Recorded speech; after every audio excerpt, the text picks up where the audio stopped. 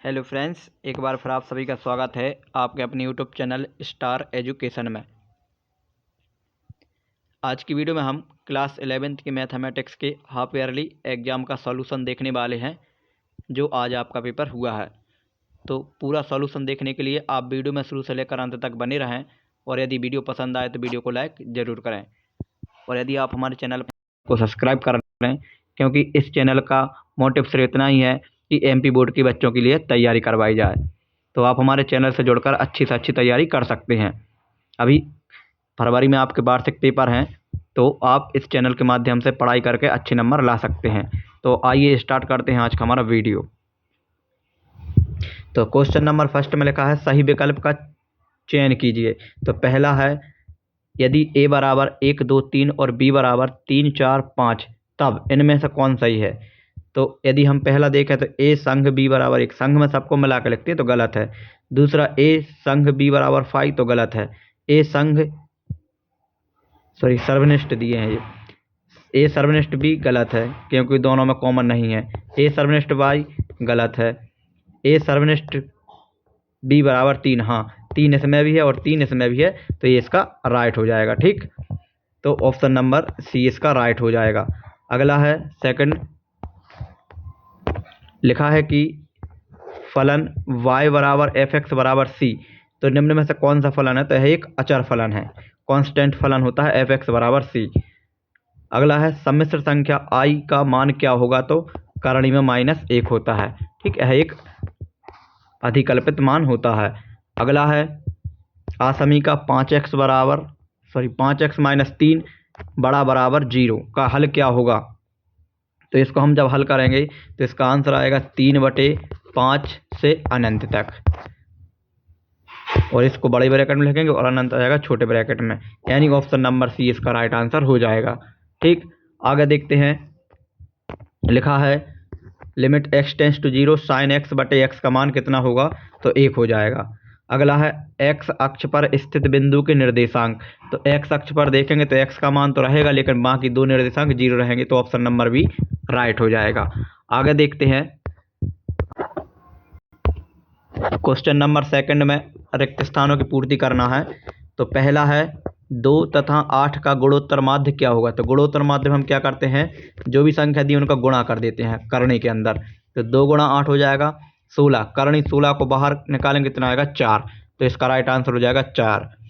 अगला है परवलय की नाभि से जाने वाली तथा नियता पर लंब रेखा परवलय का खाली स्थान कहलाती है। तो नाभि लंब कह सकते हैं थे, या परवलय का अक्ष भी कहा जा सकता है। ठीक, दो में से कुछ भी भर सकते हैं। अगला है 5, 25 और 125 डेड डैश का n व पद। तो ये एक हमारी कौन सी जीपी है, गुणोत्तर श्रेणी है। क्या है, एक जीपी है यानी गुणोत्तर श्रेणी है। तो n पद का सूत्र क्या होता है, a r की पावर n-1। इनने कौन सा पद बोला है, n पद पूछा है। तो a का मान कितना हो जाएगा 5, r का मान भी कितना हो जाएगा 5, ये हो जाएगा 5 और यहाँ 5 और n-1। अब 5 5 आधार समान है तो घाता जुड़ जाए, तो यहाँ प्लस की यहाँ n-1 ये कट जाएगा, यानी 5 पे घात n निकल के आ जाएगा। ठीक, इसका राइट आंसर हो जाएगा 5 की घात n। अगला है y² बराबर 12x नाभि के निर्देशांक। तो नाभि के निर्देशांक, तो x अक्ष की बात हो रही है, तो ये हो जाएगा ±a,0। यहाँ से हमें a का मान निकालना है, तो a का मान निकाल के आएगा 3, क्योंकि 4a की तुलना हो जाएगी 12 से। तो 3 चौके 12, यानी 4 से इसको 12 काटेंगे 3 बार कट जाएगा, तो ±3,0। अब प्लस धनात्मक अक्ष की बात हो रही, तो इसमें 3,0 आंसर आ जाएगा। ठीक, अब इसके बाद अगला है, लिखा है बिंदु 0,0 से जाने वाली और ढाल m वाली रेखा का समीकरण। तो रेखा का समीकरण होता है y - y1 बराबर m x - x1। अब चूंकि रेखा 0 0 से जा रही, तो x1 और y1 के मान 0 0 हो जाएंगे, तो y बराबर आंसर आएगा mx, ये इसका राइट आंसर हो जाएगा। ठीक, अगला है, लिखा है कि यदि 1/6 फैक्टोरियल प्लस 1/7 फैक्टोरियल इक्वल में 1/8 फैक्टोरियल तो x का मान। तो इस प्रकार के क्वेश्चन को जब जिस सीरीज से लिखे हो यानी नंबर से लिखे हो बिल्कुल कंटिन्यू 6 7 8 है तो ये 8 है, इसका स्क्वायर कर दो, 8 हटेंगे 64, इसका राइट आंसर आएगा 64। ठीक, जब ये लाइन से लिखे हो तो x के नीचे जो भी वैल्यू लिखी है उसका स्क्वायर करके इसका आंसर हो जाता है। अब इसके बाद आगे देखते हैं क्वेश्चन नंबर 3 में सत्य सत्य पूछे गए हैं। तो देखते हैं सत्य सत्य में पहला लिखा है कि विश्व के सर्वश्रेष्ठ 11 बल्लेबाजों का संग्रह समुच्च है, तो नहीं है, गलत है। समुच्च का मतलब क्या होता है, जो परिभाषित हो। इसमें सर्वश्रेष्ठ 11 बल्लेबाज परिभाषित नहीं है, कोई से भी हो सकते हैं। ठीक, अगला है z बराबर a प्लस आई बी, तो z इंटू जेड वार इक्वल में जेड स्क्वायर होता है या नहीं, ये हमें प्रूव्ड करना है। तो जेड का मान a प्लस आई बी दिया है, अब जेड वार यानी संयोग भी निकालना है, तो ये हो जाएगा संयोग भी में इस वाले का काल्पनिक भाग का चिन्ह बदल जाता है, तो a प्लस आई बी और फिर a माइनस आई बी, इनका क्या करना, हमें इंटू करना है। जब हम इनका इंटू करेंगे तो a माइनस बी और a प्लस बी का सूत्र बनेगा, ये हो जाएगा a square minus B square, और आई स्क्वायर आएगा तो आई स्क्वायर का मान -1 तो ये प्लस का बी स्क्वायर, यानी इस प्रकार से आंसर निकल के आएगा। जबकि इन्होंने क्या बोला है, मॉड में स्क्वायर, तो मॉड निकालेंगे तो इसका हम जब मॉड निकालेंगे जेड का तो वो क्या निकल के आएगा, रूट में a square plus B square, और इसका क्या लगा हुआ है स्क्वायर, स्क्वायर से स्क्वायर कट जाए तो ये सी के बराबर हो जाएगा। यानी ये संबंध बिल्कुल सही दिया है, तो पहला वाला गलत है लेकिन दूसरा वाला क्या हो जाएगा, सही हो जाएगा। अगला है बिंदु -5,3,2 की YZ समतल से लंबवत दूरी -5 है। तो सबसे पहले आपको यही देखना है, चिन्ह माइनस का तो नहीं दिया, तो माइनस का दिया यानी दूरी कभी ऋणात्मक होती नहीं है, तो गलत हो जाएगा। आंसर इसका आएगा +5। अगला है परवलय के मानक समीकरण में शीर्ष मूल बिंदु पर होता है, तो सही है। अगला है बाय अक्ष की ढाल 0 होती है, तो बाय अक्ष की ढाल की बात की जा रही है,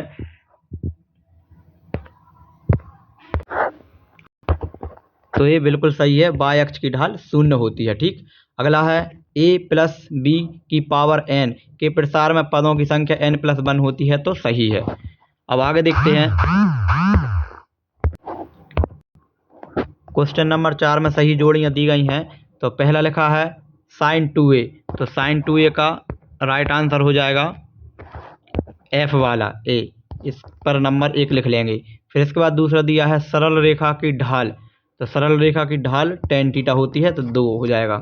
फिर इसके बाद tan 2x, तो tan 2x हो जाएगा g वाला, इस ये हो जाएगा हमारा 3 नंबर। अब इसके बाद tan 13π/12, तो tan 13π/12 को हमें हल करना पड़ेगा, तो इसका हो जाएगा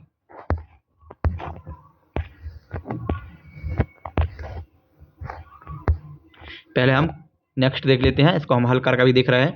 cos 2x, तो cos 2x का ये दिख रहा है d वाला, तो ये हो जाएगा 5 नंबर का। ठीक, इसके बाद 2 - 3i मापांक का स्क्वायर, तो इसका हम मापांक निकालेंगे तो 2 का हो गया 4, 3 का हो जाएगा 9, 9 4 13, 13 का स्क्वायर करेंगे तो बाहर 13 निकल के आएगा, यानी ई वाला हो जाएगा 6वें नंबर का। ठीक, अब इसके बाद 7वां है फैक्टोरियल 7/5, तो 7 × 42, 5 फैक्टोरियल कट जाएंगे तो ये वाला हो जाएगा, ये वाला, ये हो जाएगा हमारा सबसे लास्ट वाला, 7वें नंबर पे है शायद।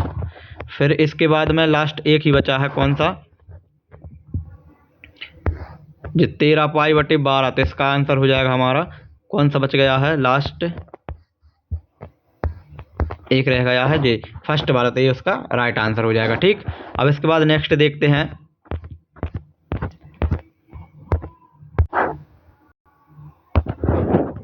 एक शब्द में उत्तर। तो पहला है 3 निर्देशांक तल अंतरिक्ष को कितने भागों में बांटा जा सकता है, तो 8 भागों में बांटा जा सकता है। अगला है समकोणीय अतिपरवलय किसे कहते हैं, तो आयताकार अतिपरवलय को समकोणीय अतिपरवलय कहा जाता है।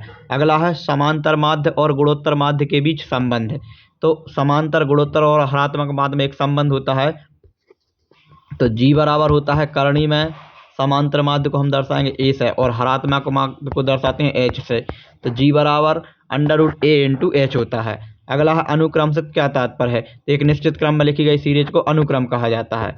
अगला है a + b की ए प्लस बी की होल पावर 5 का प्रसार कीजिए। तो इसे हमें प्रसार करके लिखना है। तो इसका प्रसार क्या होगा, तो ए प्लस बी लिखना है तो पहले ए से शुरुआत करेंगे तो ए पर घात 5 आएगी, फिर ए पर घात यहाँ हो जाएगी 4, यहाँ बी शुरू हो जाएगा, ए पर घात 3, फिर बी स्क्वायर हो जाएगा। इसी प्रकार से चलती जाएगी, ए पर घात 2 आ जाएगी, फिर बी क्यू हो जाएगा, फिर ए पर घात 2 हो जाएगी, 1 बचेगी, 2 हो गया 1, फिर बी पर घात कितनी हो जाएगी 4 हो जाएगी, लास्ट में बी पर घात 5। अब हमें इनके गुणांक लिखना है। तो 5 दिया है तो 5 का जो रेशियो होता है 1, फिर plus 5 plus 10 plus 10 plus 5 plus 1, तो ये इसका फॉर्मूला बन जाएगा। तो इसका प्रसार हो जाएगा, ठीक। और आप द्विपद प्रमेय से कर सकते हैं। अगला है असमीका 3x प्लस 8 बड़ा 2 का हल जब x एक पूर्णांक संख्या है। तो पूर्णांक निकालना, सबसे पहले ये 8 इस साइड जाएगा, दोनों साइड 8 घटाएंगे तो ये हो जाएगा 3x बड़ा माइनस के 6 हो जाएगा।